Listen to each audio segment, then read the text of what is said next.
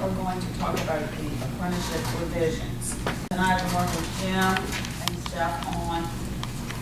Okay, so this is something we have kind of worked on. Everyone has a copy of it. We have to change the regulations. We said that they would have to be promulgated and before they could become compliant. Right. How long are they gonna take? 6 months approximately, depending on timing. You have to explain exactly what would be changed.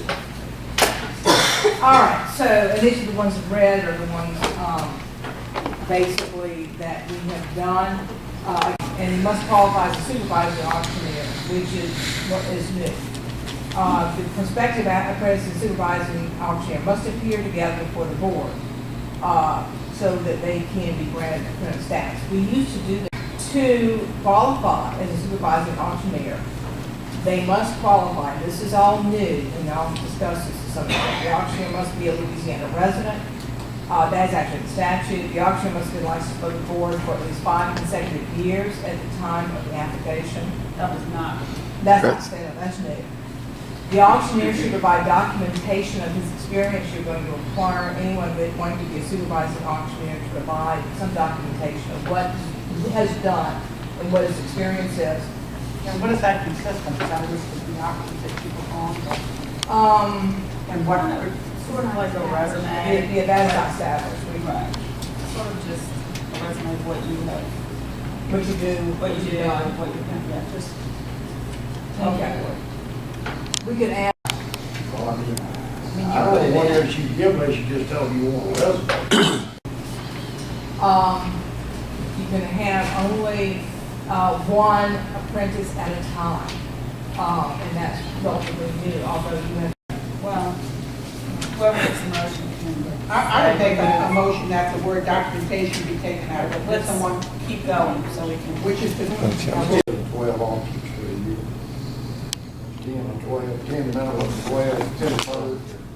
Well, it's can't minimum of 10, what we would do. So you want 10 or 12? I can't hear, ma'am. 12.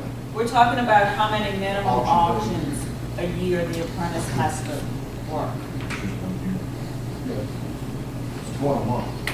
So 12 auctions. They must work 12 auctions.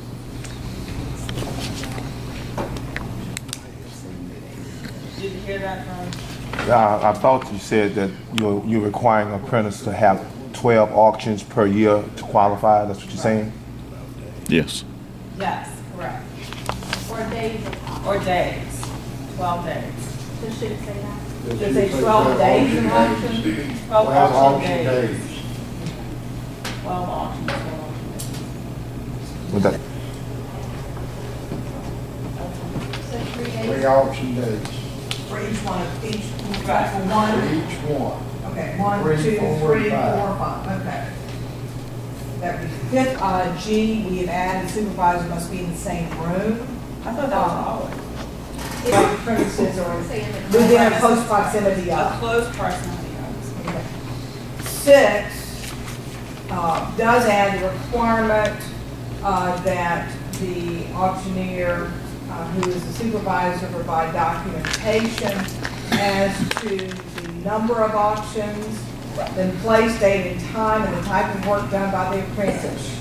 And we will do a form that specifically asks that information, and that form would have to be submitted before an apprentice would be allowed to take the examination.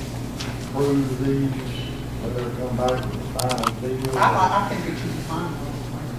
So maybe finalize Yeah, that that's what we see first. what I have a motion, do I have a second?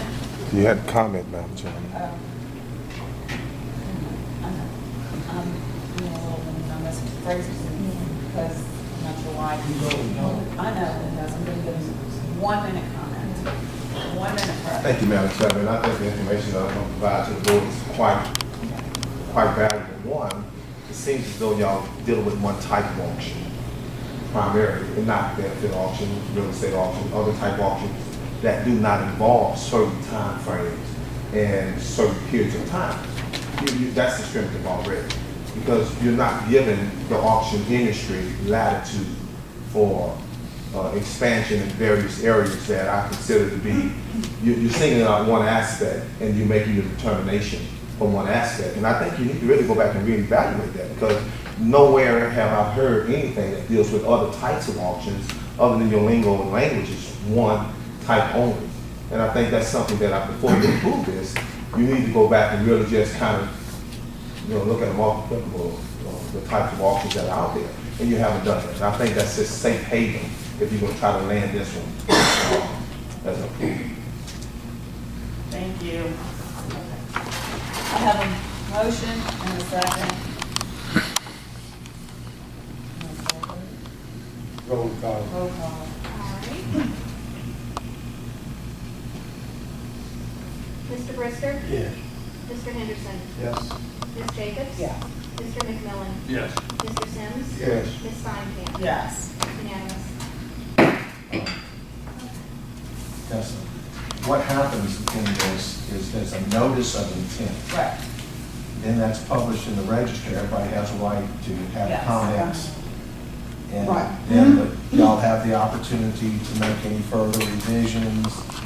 And Okay. then- so there's plenty of time and opportunity to get feedback from the general public. Okay. And usually that's It's at what least 6 happens. months, that's what happened. Yeah. So, And we're also just putting this forward. As a regulation, of course, we can also come back and make changes if we see something's not working, without having to go again through a statutory procedure. So Craig can know for his information, I'll talk to auctioneers in other states, also we have South Carolina. Most states require this by hour, and it has to come for whatever auction students do. So really this is a little, it's more lenient and it's a lot better than Louisiana auctioneers, I think. I mean, if you're gonna make them get 80 to 120 hours, like auction school requires, then you'll have to, the more you want to run auction school, we ought to do students. Similar to what you just done.